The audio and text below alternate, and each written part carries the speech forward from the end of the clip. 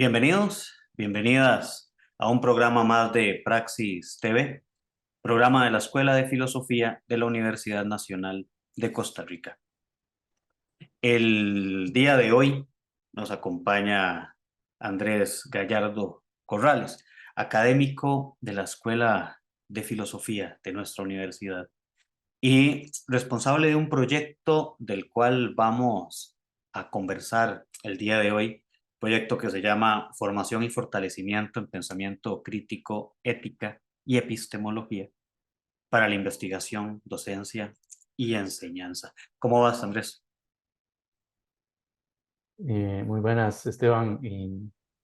Muy bien, por dicha, muy complacido de estar nuevamente en este espacio de Praxis TV, que ya hemos compartido en alguna otra ocasión algunas discusiones, algunos debates filosóficos relevantes de actualidad, que son quizás los que más me motivan a presentar este tipo de actividades, a discutirlas. Y bueno, en esta oportunidad también complacido de que podamos conversar e intentar explicar también un poco eh, este tipo de actividades y la importancia, evidentemente, de implementarlas, por una parte, y también de destacar los ejes filosóficos, las temáticas filosóficas que hoy pueden ser de gran relevancia y tienen gran relevancia en un contexto como el nuestro. Eh, sí, no, y gracias, Andrés, por sacar el tiempo para, sobre todo ahora en cierre de ciclo, que sabemos que estamos apretados, para hablar sobre ese trabajo. Y quisiera empezar por la necesidad de plantear un proyecto de este tipo. Nos, nos hemos abocado y a lo largo de este programa, y en especial a INCO, ahora este año que se cumplen los 50 años de la universidad y de la facultad, de hacer ver, de visibilizar aún más el trabajo que hacemos desde nuestras unidades y a través de proyectos de investigación que las mismas unidades académicas destacan por el impacto que tienen. Y bueno, desde nuestra escuela se pensó mucho en este proyecto y ese trabajo que vos has venido realizando y que ha tenido un impacto bastante importante. Entonces, ahora hablaremos más de esta parte del impacto y todo esto, pero quizá podamos hablar ahorita del por qué y de qué trata, ¿verdad? Este proyecto, que normalmente el mote es el proyecto de pensamiento crítico, pero bueno, que abarca esos elementos de ética y epistemología también. Sí, claro. Bueno, para explicar un poco esta actividad, evidentemente tiene uno que aludir y darle el espacio y, digamos, ¿cómo llamarlo? El interés inicial de la unidad académica de la Escuela de Filosofía, porque en nuestra unidad ampliara, digamos, los espacios de cobertura y el impacto del área académica dentro de la universidad. Entonces, con esta motivación inicial, con este interés inicial, mm, la dirección de la escuela y la subdirección, Alan González y Roberto Cordero, pues fueron los que inicialmente propusieron y dieron la iniciativa para que se formulara desde la unidad académica esta actividad, este proyecto, que tiene como objetivo principal, digamos, mm, crear los espacios de discusión y debates a manera de talleres, de cursos de participación en las áreas principalmente de pensamiento crítico, que es un área que, bueno, tiene ese título, esa calificación quizá un poco ajena a la filosofía, pero que o como área temática quiero decir, ajena, pero que se vincula mayoritariamente con contenidos del área de lógica, de la argumentación y demás, que sí son propiamente ejes y temáticas filosóficas. Entonces, tiene el proyecto, la actividad, que es generar estos espacios de divulgación, de reflexión, de capacitación tiene por un primer momento el interés de adentrarse más en temas de lógica, argumentación, a través del denominado pensamiento crítico, por una parte.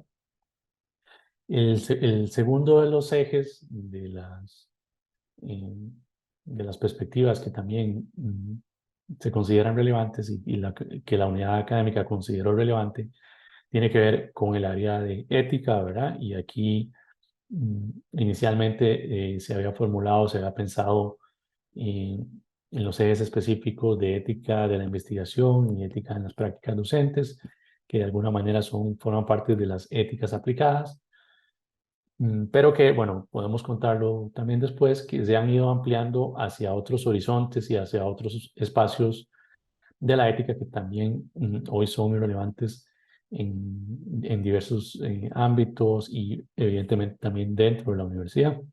Ese es el segundo elemento y los segundos espacios, el segundo espacio que se ha estado abriendo, digamos, a raíz de esta actividad académica. Y el tercero tiene que ver con el área o el enfoque de la epistemología, que, digamos, el sustrato epistemológico, la reflexión epistemológica sobre las prácticas de investigación, eh, que es mayoritariamente a donde se dirige, creo que son fundamentales, digamos, tanto para funcionarios académicos y académicas como para estudiantes. Hacer esa reflexión sobre el carácter amplio, los rasgos, los fundamentos de estos procesos investigativos que mm, evidentemente tienen muchos elementos y muchos componentes y discusiones y reflexión de tipo epistemológico. Entonces, ese es el tercer elemento, el tercer eje que ha impulsado, digamos, esta iniciativa y que también este tercer elemento, enfoque, también lo podemos conversar un poco más adelante, profundizando quizá en estos temas, mm, ha querido, digamos, evitar mm, las perspectivas, digamos, que asocian a la epistemología con metodología de investigación, ¿verdad? Porque, bueno, eh, las metodologías de investigación muchas veces están delimitadas por las áreas específicas, por las disciplinas específicas que al menos ahí tenemos en la universidad, pero que eh, digamos, están estos espacios, pero que tienen herramientas, instrumentos de investigación, a veces muy particulares y que cuesta a veces compaginar entre sí. Pienso, por ejemplo, en el caso de matemáticas y sociología o química, que los enfoques de investigación, la metodología de investigación, mm, poseen herramientas a veces particulares o dirigidas a la disciplina en específico. Y entonces hemos querido evitar en este último ámbito que les mencionaba, en el epistemológico, esta equiparación que a veces que se hace entre epistemología y técnicas de investigación para adentrarnos en discusiones más epistemológicas más amplias, mayores sobre la práctica científica y la práctica académica, una reflexión filosófica más amplia que nos permita comprender con mayor propiedad estos, eh, las técnicas y los ámbitos investigativos en los cuales nos desenvolvemos. Entonces, este sentido epistemológico eh, lo hemos enfocado en esa línea, en esa perspectiva, que también podemos hablar luego un poco de qué significa darle este abordaje, ¿no? Y no un abordaje quizá metodológico de técnicas de investigación. Ujú. Eh, sí, ahora en el segundo bloque podemos profundizar en cada una de estas áreas, pero ahorita quisiera preguntarte, Andrés, eh, primero, ¿verdad? La relevancia de que esto surja desde la escuela de filosofía y también la importancia de que como universidad también, ¿verdad? Se le dé la relevancia del caso, ¿verdad? A que la filosofía, en este caso concreto, ¿verdad? Aporta estos elementos y muchos otros, pero ahorita focalizados en estos, ¿verdad? Para estos procesos, ¿verdad? Que van más allá de nuestra unidad, o sea, es incorporar el tema de la investigación, el tema de la docencia, ¿verdad? De la extensión y demás, ¿verdad? Que esto aborda y cómo, en efecto, desde de la filosofía se pueden generar procesos de trabajo interdisciplinario con un montón de áreas, ¿verdad? Que nos permita, bueno, llevar a buen puerto iniciativas de este tipo. Sí, sí, muy relevante eso que mencionas. Y creo yo que es por la relevancia está en dos vías. Primero, porque tiene que ver con el posicionamiento de la filosofía como un área disciplinar que tiene sus ámbitos propios de estudio, ¿no? Como lo son la ética, en este caso, o la lógica, a través del pensamiento crítico, la epistemología, ¿verdad? O sea, supone ese posicionamiento de la filosofía, ese, esa pertinencia, digamos, de la filosofía dentro de sus áreas, sus ejes temáticos, y en este caso sus tres en específico, bueno, muchos más, ¿verdad? Pero ese posicionamiento creo que es importante. ¿Por qué lo digo? Esa es la primera lista. Bueno, porque no solo en el ámbito universitario, sino en otros espacios, pienso en la educación diversificada, pienso en los colegios profesionales, se ha ido o hay una tendencia, digamos, a que estos ámbitos de estudio propiamente filosóficos digamos así, se releguen o se deleguen a otros profesionales, a otras profesiones que muchas veces carecen de los fundamentos y del estudio filosófico necesario para abordarlos con propiedad. Efectivamente, esas carencias, llamémoslo así, de los fundamentos filosóficos que los profesionales que asumen cursos en áreas que son propiamente filosóficas, es una dificultad que encontramos no solo en nuestro espacio universitario, en la Universidad Nacional, sabemos que también en otras universidades del país, en tanto universidad pública como universidad privada, pero que se trasladan también a instituciones, a esferas, pienso en la educación diversificada, en los colegios profesionales, que asumen estudios, capacitaciones, que realizan cursos en estas áreas y que son a veces impartidas por gente que no tiene esta formación de base filosófica que es absolutamente fundamental y relevante, eh, al ser evidentemente la disciplina que aborda con propiedad estos campos. Entonces, esa es una de las mm, de la importancia, digamos, la pregunta que señalaba de una actividad de este tipo. También para cerrar esta día, para poner un ejemplo de las dificultades que nos encontramos, disciplinares, filosóficas, profesionales incluso, la Universidad Nacional en específico tiene, por ejemplo, un comité ético-científico, digamos, adscrito, por ejemplo, en este caso a la Vicerrectoría de Investigación. Y si uno analiza la conformación y ve la conformación y los reglamentos y los estatutos de cómo se constituye este comité ético-científico, pues se dará cuenta de que ahí no hay participación específica de la filosofía a través de algún miembro o a través de la unidad académica, eh, que a uno le parecería algo esencial y fundamental en un comité de esta naturaleza, que algún profesional del área de la filosofía, incluso del área de la bioética, podría formar parte de una instancia como esta dentro de una institución como la Universidad Nacional y así para otras instancias. Entonces, estas falencias, que no estemos participando o que se excluya a la filosofía de estos espacios disciplinares, digamos, que le atañen por su misma naturaleza, es uno de los perspectivas y enfoques que creo que a los que apunta un proyecto de esta naturaleza, o sea, apropiarse nuevamente o reapropiarse de estos espacios. Eso por una parte. Y también por otra, el impacto que tiene, primero estaría la apropiación, la reapropiación del ámbito filosófico. El segundo creo que tiene que ver con la relevancia o la importancia que tiene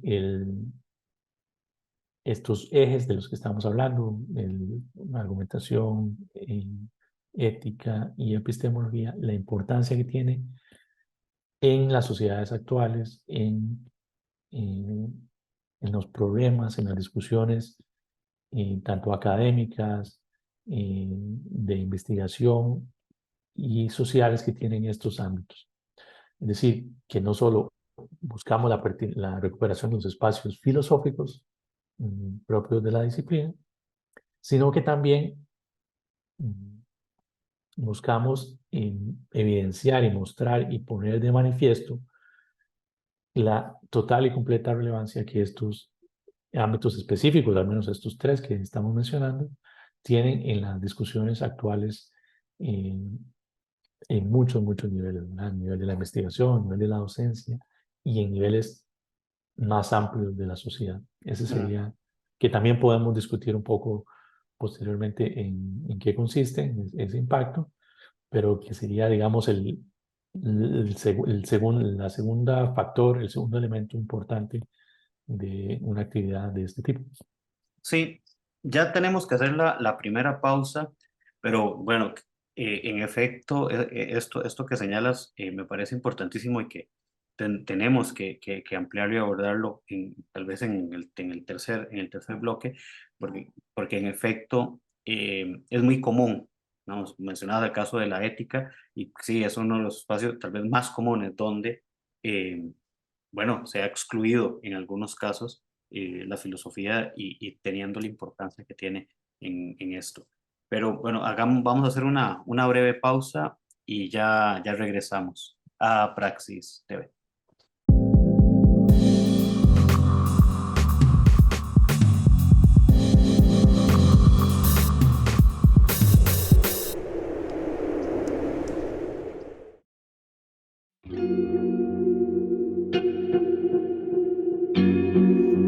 ¿Te has preguntado alguna vez qué es la filosofía? Bueno, la filosofía es la búsqueda del conocimiento de todas las cosas, del mundo, de la naturaleza, del ser humano. Es ir en búsqueda de la verdad. La filosofía se compone de distintas áreas que de manera crítica intentan analizar las relaciones entre los seres humanos, las relaciones con otras criaturas, la forma como conocemos y cómo razonamos sobre el mundo.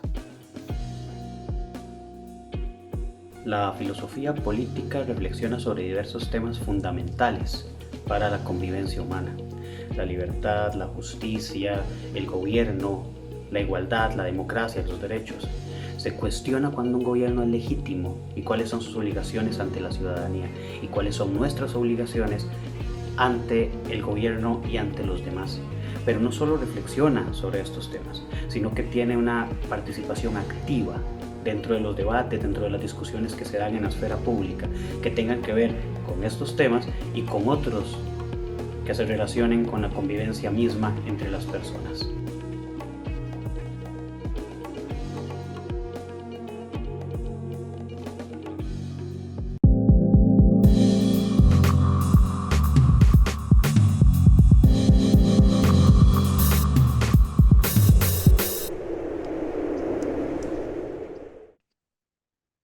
Bienvenidos, bienvenidas de nuevo a Praxis TV, programa de la Escuela de Filosofía de la Universidad Nacional de Costa Rica.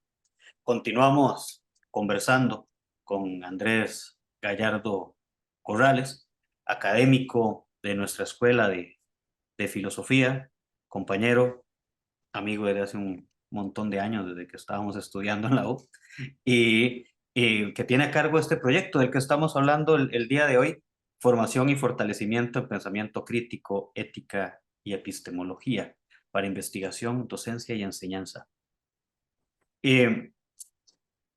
Andrés, este este segundo bloque podríamos enfocarlo un poco en esas tres grandes áreas en que se enfoca el proyecto. También, ¿verdad? Que es una pregunta que ahí aparece, ¿verdad? ¿Por qué definir específicamente también estas tres grandes áreas? Pero de ahí, ¿verdad? La respuesta en tanto que se vaya definiendo y que vayamos conversando sobre ellas. Pero entonces, quizás si empezamos por ahí, podemos empezar por el área de pensamiento crítico, que resulta muy relevante, ¿verdad? En esto, y que además vos también en años anteriores y en líneas parecidas, tuviste una experiencia de trabajo con el MEP y otras cuestiones, ¿verdad? Que también podríamos rescatar en todo esto, que también podría llamarse casi un antecedente a desarrollar este proyecto. Sí, sí, sí. Bueno, efectivamente en el campo, en el área del pensamiento crítico, tal como lo señalas, hemos estado trabajando en algunos otros espacios, en algunos otros ámbitos. Uno ha sido el Ministerio de Educación, tratando de destacar la importancia de la disciplina filosófica, en este caso del área de la lógica, para emplearla como herramienta de análisis de los discursos, ¿verdad? Y en la medida en que la lógica permita o tiene cierta relación con el análisis del discurso y permite en diferentes niveles esta evaluación o este análisis, hemos intentado utilizarla como una herramienta que puede ser muy útil, muy provechosa para comprender y adentrarse y evaluar y construir correctamente eh, debates y posiciones y posturas frente a los temas que nos atañen como sociedad, como cultura, ¿verdad? En los espacios de estudiantes, en la política, etcétera, ¿no? Es decir, hemos tratado de enfocar el, el área del pensamiento crítico con estas herramientas que nos permitan una evaluación una mejor evaluación de los discursos a los que estamos enfrentados, por una parte, y por otra, para que a partir de esa comprensión, esa evaluación, seamos capaces de construir también nosotros nuestros propios discursos de una manera eh, mejor fundamentada, mejor justificada, etcétera, ¿no? Entonces, ¿cuál es la importancia, digamos, o la relevancia de esta área? Pues bueno, tiene, eh, creo yo, mucho impacto porque está vinculada con mm, nuestra capacidad para comprender y evaluar discursos a los que nos enfrentamos, a los que estamos incluso bombardeados diariamente a través de la publicidad, a través de las redes sociales, de los discursos políticos, de las campañas políticas, de los debates eh, legislativos, etcétera, que forman parte todo esto de nuestro entorno y muchas veces son situaciones en las que debemos asumir una posición, debemos asumir una perspectiva, en la que muchas veces debemos decantarnos por alguna posición o por alguna política, por alguna legislación. Y todo esto mm, se hace de una mejor manera, de una manera mucho más fundamentada, si poseemos estas herramientas críticas de análisis de los discursos, ¿verdad? En espacios quizá tan sencillos o tan cotidianos como el de una red social, cuando todos nosotros interactuamos en algún debate, en alguna discusión, que a veces hay deliberaciones largas y posiciones encontradas en redes sociales, desde esos espacios tan cotidianos donde podamos evaluar eh, la manera en que la gente mm, afronta un problema o lo aborda, digamos, en una red social, para comprender las falencias, por ejemplo, que esos abordajes tienen, hasta para que nosotros en esos mismos espacios cotidianos de interacción sepamos construir y justificar de manera adecuada nuestros propios Ujú. argumentos y razonamientos. Es un espacio fundamental, digamos, porque además está asociado con nuestra capacidad de comprender ideas, de comprender debates, mm, de establecer relaciones de diferencia, de derivación, de posiciones, tesis y posturas. Entonces, es solo para poner ese ejemplo en un espacio absolutamente cotidiano. Ujú. Y Andrés, qué importante por eso que señalas dentro del desarrollo de un espacio cotidiano, pero que de una u otra manera igual va a generar y generan ciertas formas de impacto en la vida política, en el desarrollo social del país, ¿verdad?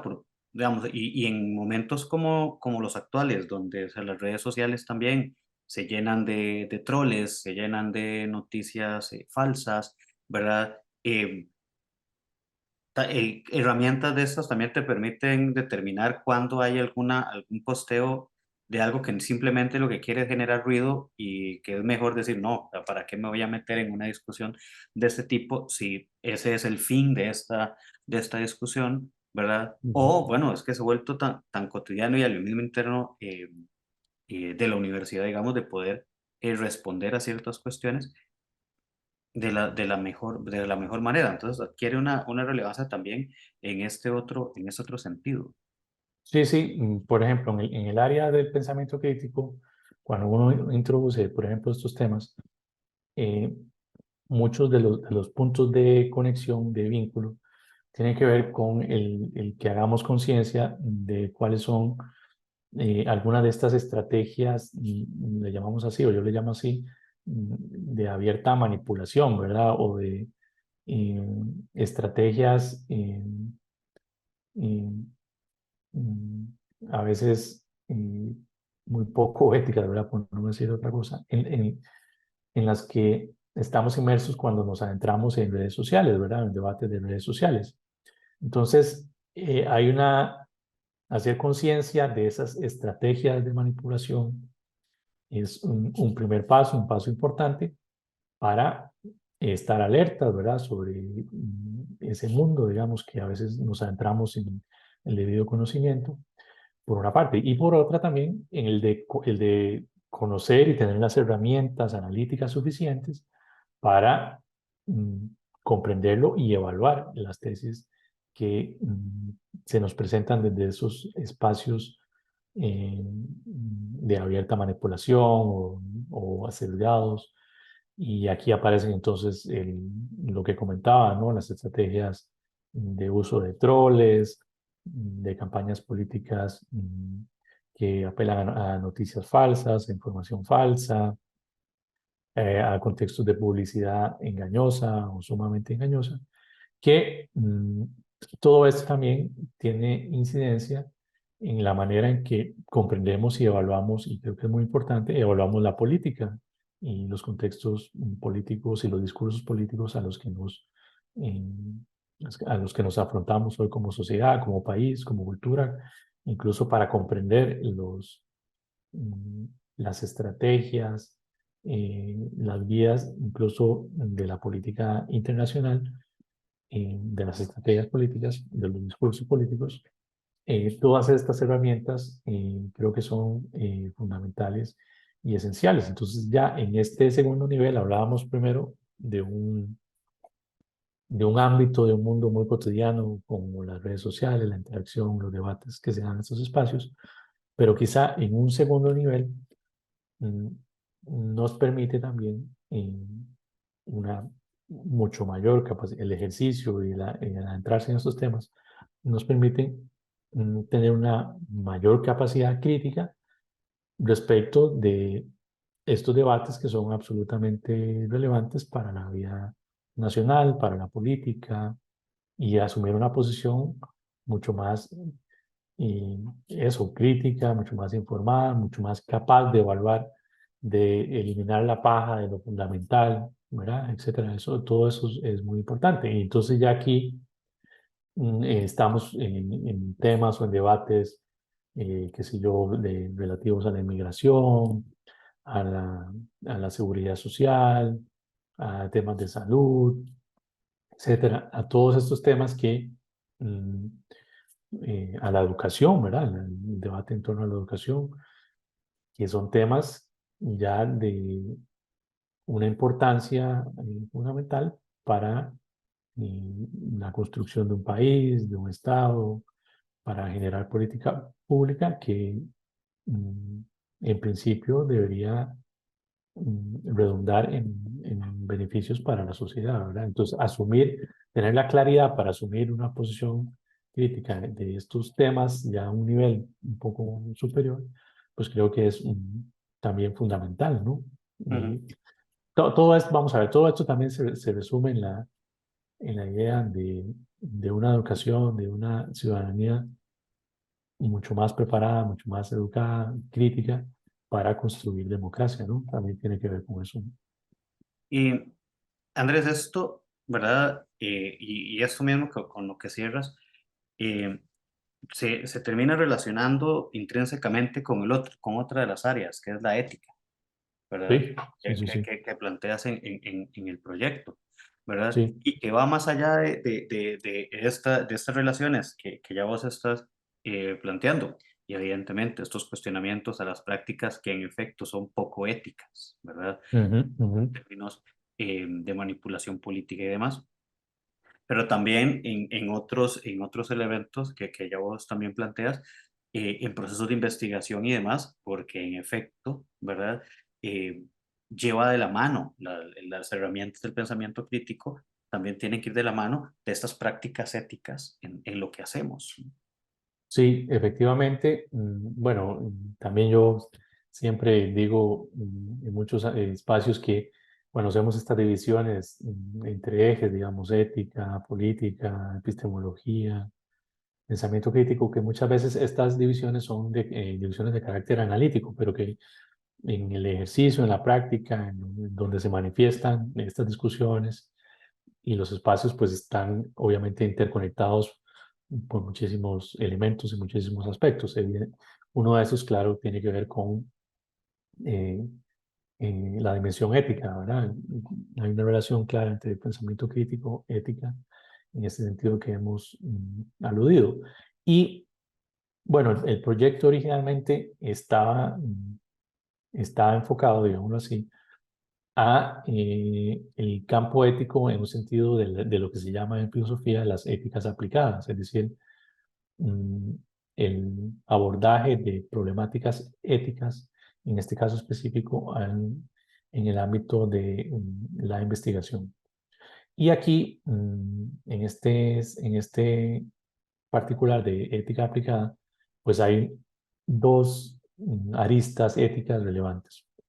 Uno tiene que ser uno tiene que ver con los procesos internos de investigación, ¿verdad?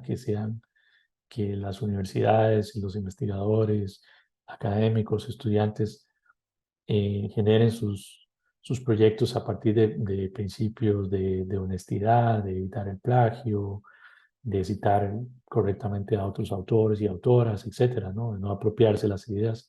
Tiene que ver con esos problemas, por una parte, pero por otro que son fundamentales, ¿no? En las prácticas éticas de la investigación.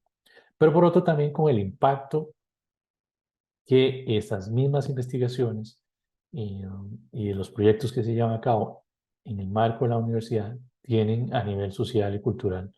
Ahí hay también otras aristas, otros problemas éticos que merecen una profunda reflexión, un profundo análisis filosófico, también para asumir una postura, una posición al respecto, para repensar y reconsiderar los fines y los propósitos, los objetivos a partir de los cuales se genera una investigación, se diseña un proyecto, se ejecuta un proyecto, porque esa evaluación nos permite, y esa reflexión filosófica en torno a los fines, ¿verdad?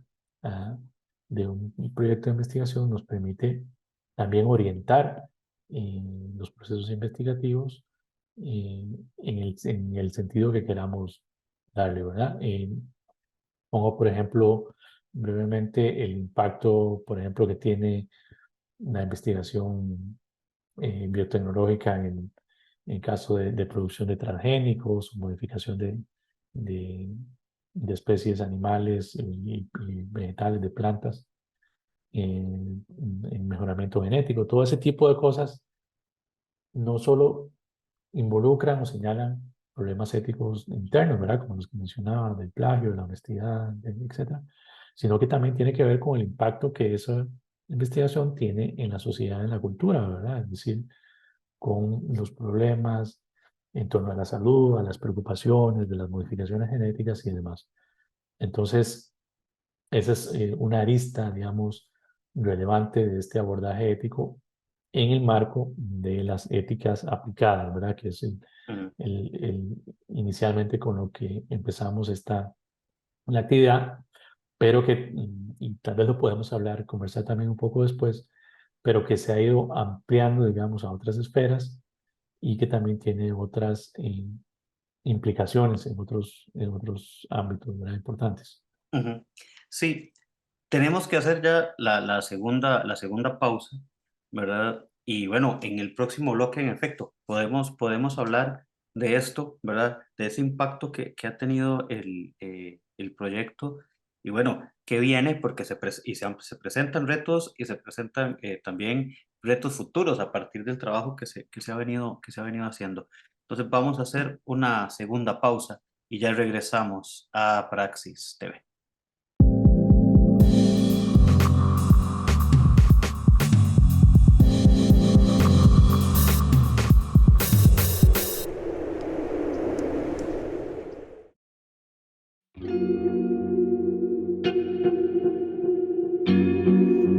¿Te has preguntado alguna vez qué es la filosofía?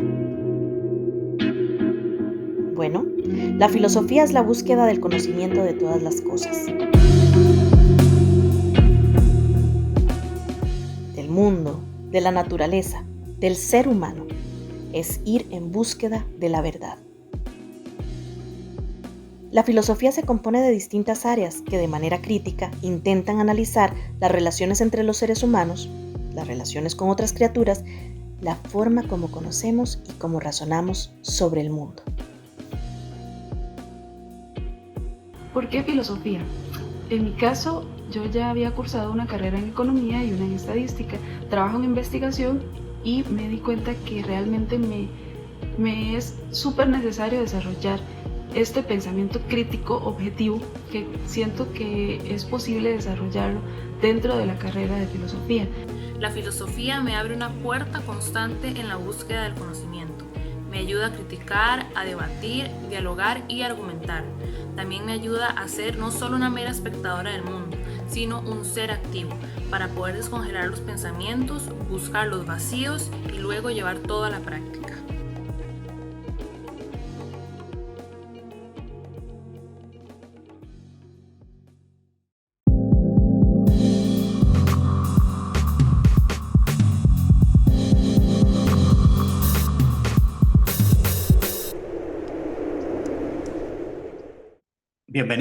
Bienvenidos de nuevo a Praxis TV, programa de la Escuela de Filosofía de la Universidad Nacional de Costa Rica.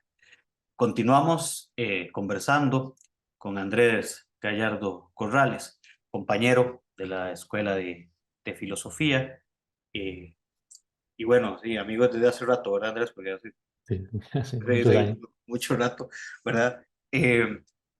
Y bueno, seguimos conversando sobre este proyecto de formación y fortalecimiento en pensamiento crítico, ética y epistemología. Bueno, Andrés, en el bloque anterior ya abordamos de forma más amplia el tema de pensamiento crítico y quisiéramos que en este último bloque, ¿verdad? Podamos continuar con lo que venías hablando sobre ética, nos falta lo de epistemología, pero en el marco también del impacto que esto ha tenido, ¿verdad?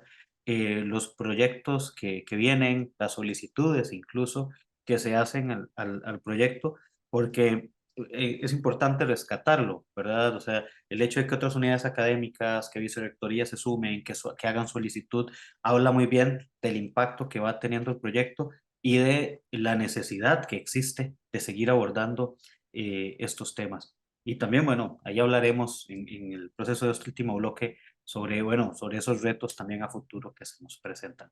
Entonces, Andrés.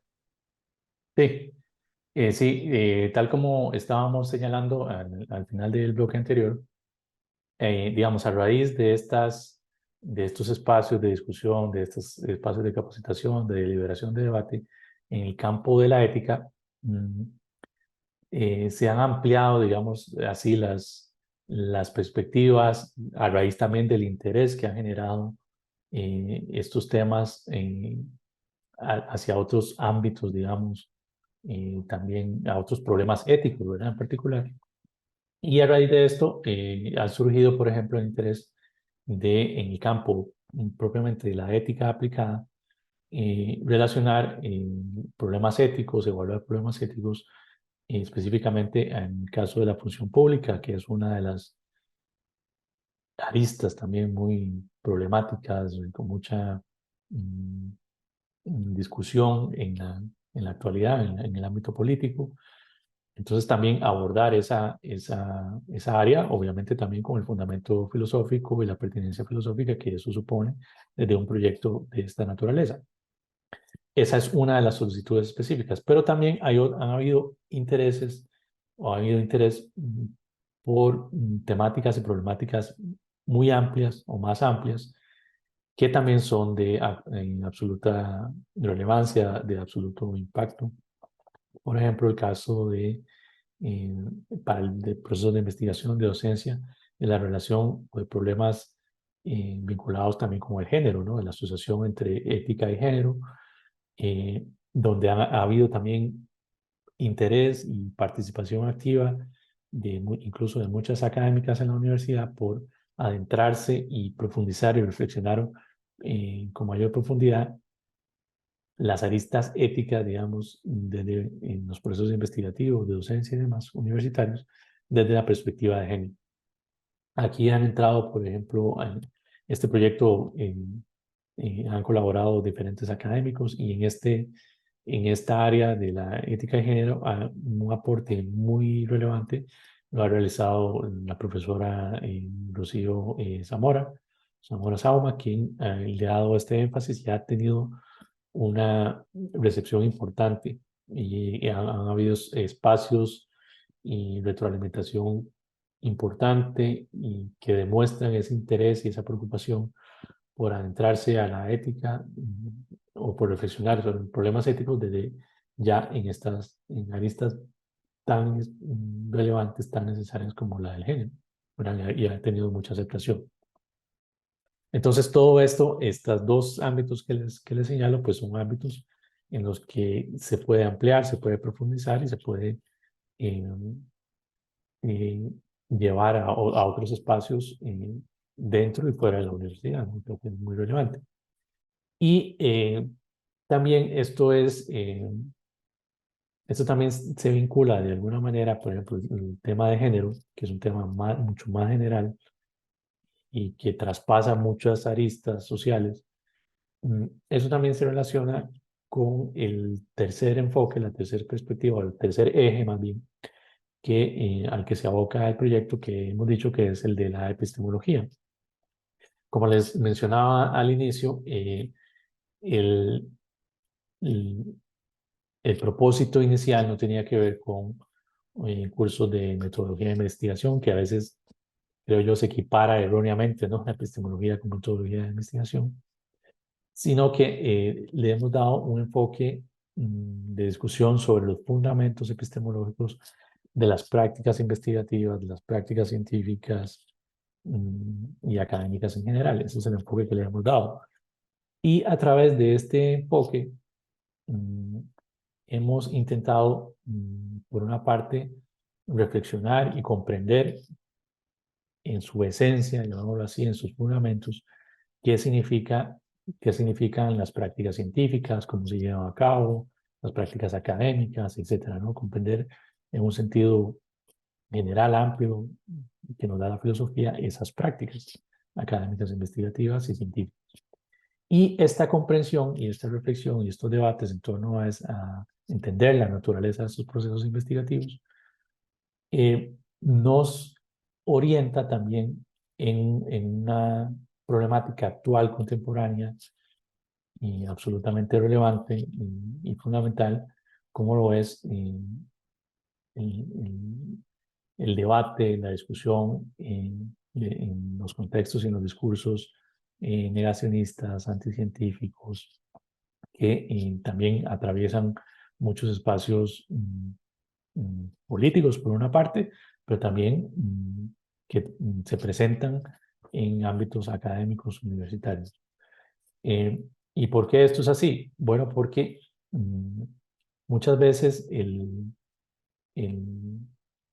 los discursos y los negacionistas anticientíficos se valen de, en su retórica, en sus espacios, se valen de muchas veces de la incomprensión de cómo se desarrollan las prácticas científicas, cómo se establecen los consensos científicos respecto de determinado tema, de determinado problema, y se valen de esa incomprensión, digamos así, para abrirse espacio y ganar adeptos y ganar eh, popularidad, espacios en medios de comunicación, espacios en debates, ¿verdad? Y con esas vías ir ganando terreno, ¿verdad? Ir ganando espacio, digamos, en las discusiones políticas y en las discusiones académicas. Entonces, la visión epistemológica que nos permite reflexionar y profundizar sobre la dinámica, los fundamentos de cómo se llevan a cabo las prácticas investigativas, científicas y académicas, nos permite claramente contraponer esas prácticas y entender esa naturaleza investigativa en oposición a la manera en cómo se representa o cómo se nos presenta a la ciencia desde estas posiciones negacionistas o anticientíficas. Eso es muy importante para nosotros que formamos parte de una universidad, por supuesto, para los estudiantes, y es un tema que lamentablemente no está o no se reflexiona con la suficiente necesidad. Y por esta razón, a veces en los mismos espacios académicos, investigativos, abrimos la puerta, digamos, a estos discursos negacionistas y anticientíficos que, bueno, que han tenido un impacto importante con repercusiones políticas, sociales muy negativas, ¿no? Pienso, por ejemplo, el tema del cambio climático, ¿verdad? El mismo caso de la pandemia, de cómo se combatió las pandemias, de las medidas sanitarias, etcétera. Todas esas discusiones y, y el campo que ha ganado los discursos de anticiencia y negacionista, reitero, se debe a que no hemos prestado suficiente atención, no hemos hecho la suficiente reflexión en estas dimensiones epistemológicas, digamos, los fundamentos del conocimiento, de cómo se cómo se llevan a cabo esas prácticas científicas. Entonces, como no comprendemos, como no tenemos claridad, entonces no sabemos diferenciar los discursos científicos, ¿verdad? O los consensos de aquellos que son negacionistas o anticientíficos. Y tampoco comprendemos las aristas, los condicionantes políticos, económicos, también detrás de esos discursos negacionistas y anticientíficos, que también permean, digámoslo así, las discusiones contemporáneas epistemológicas, digamos. Ya la epistemología hoy en día no se reduce, digamos, a la justificación teórica de los postulados científicos, sino que también involucra la epistemología ya como tal, dimensiones éticas, políticas, de impacto, de los fines sobre los cuales se persigue la investigación y demás. Todo esto ya forma parte, digamos, de los estudios epistemológicos, y al no comprenderlos, al no analizarlos con suficiente propiedad, pues suelen haber lamentablemente contextos de mucha confusión y que dan paso, ¿no? Que le dan todavía mayor alas a estos discursos negacionistas y anticientíficos y que, esto lo quiero también destacar, que no es un asunto de falta de educación digamos, o que la gente, que la sociedad civil, los ciudadanos no tienen conocimiento únicamente sobre estos temas, sino que también ha permeado dentro de las instituciones científicas, dentro de las universidades, precisamente porque no reflexionamos lo suficiente sobre estos problemas de tipo epistemológico. Ujú. Y Andrés, bueno, nos quedan unos 3 minutos, pero esto que vienes planteando, desde, a ver, desde las relaciones y el análisis de las dimensiones de género, esta cuestión, ¿verdad?, sobre los discursos anticientíficos, a los que podemos sumarle también los discursos populistas y demás, ¿verdad? O sea, plantean una serie de retos gigantescos, ¿verdad? Si pensamos en esto a futuro, tomando en cuenta esto otro que señalas, ¿verdad? Que hay un avance también fuerte de esto, ¿verdad? De este tipo de discursos y que se van posicionando también de manera importante dentro de la opinión pública, ¿verdad? Que eso también es un elemento ahí. Y lo que también me lleva a pensar y a insistir en algo en lo que en este espacio hemos insistido varias veces, y es la relevancia entonces que adquiere y tiene, ¿verdad? Y que nunca tuvo que haber dejado de tener la filosofía, ¿verdad? En este tipo de contextos, ¿no? Sí, sí, creo que eso último que señalas es lo más importante.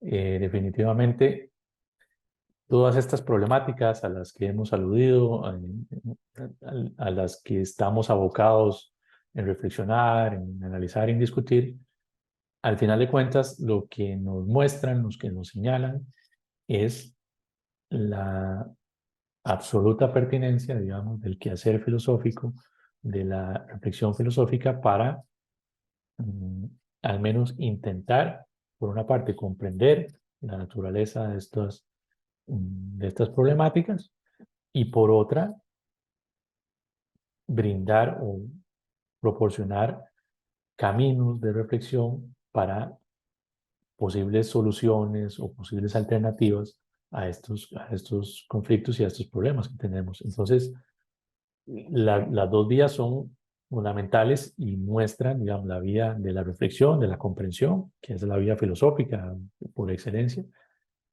y por otro lado, la vía de los caminos de las alternativas frente a esa reflexión que hemos hecho, ¿no? A esos problemas. Y eso muestra, digámoslo así, la absoluta relevancia, la importancia y el interés que debe tenerse por el abordaje filosófico de estos problemas, ¿verdad? Porque sin este abordaje lo que tenemos es una incomprensión, un estado de confusión en la cual, pues, posiblemente nos dejemos llevar por posiciones a veces superficiales o populistas o acríticas, o poco críticas, quiero decir, ¿verdad? Que no, más bien pueden profundizar estos problemas a los que ya tenemos, ¿no? Entonces, bueno, esto es fundamental, ¿no? La importancia y el papel de la filosofía hoy en día. Ujú. Bueno, sí, Andrés, esto que señalas y que importante seguir recalcándolo y seguir insistiendo en esto desde todos los espacios en los que podamos, ¿verdad? O sea, la pertinencia de la filosofía, no solo en estos, ¿verdad?, comités éticos científicos de los que se hablaban, ¿verdad?, en otros comités éticos, ¿verdad?, que ya hemos mencionado en algún momento, dentro de colegios profesionales, dentro de diversas instituciones, donde se carece de la figura del filósofo, de la filósofa, que aporte y que pueda formar parte de ellos y de los debates que se presentan, y en otro montón de espacios, ¿verdad? Esto es algo relevante y sobre lo que, bueno, en otros programas y en otros espacios podríamos seguir hablando. Pero bueno, Andrés, muchísimas gracias por participar hoy en el Mm. programa. Bueno, de nuevo agradecer el espacio, la oportunidad en estos programas de Praxis TV, que bueno, por suerte es un proyecto que tiene mucho impacto, que trae, que divulga, digamos, el quehacer filosófico y lo que hacemos en la universidad, el impacto que tiene la filosofía en la universidad en general. Y bueno, creo que un espacio súper valioso y relevante y de nuevo muy agradecido por poder participar de esta oportunidad. Bueno, y bueno, además, bueno, felicidades por el trabajo, Andrés. Y de nuevo, agradecerte por participar en este programa que es el cierre de esta ya octava temporada que tenemos en Praxis. Vamos a tomarnos un descanso de menos de unas 3 semanas para ya regresar con la novena temporada del programa. Y nos vamos el día de hoy con el videoclip de una banda chilena llamada Avisal y esto que se llama Ciudad Capital. Hasta la próxima. Chao.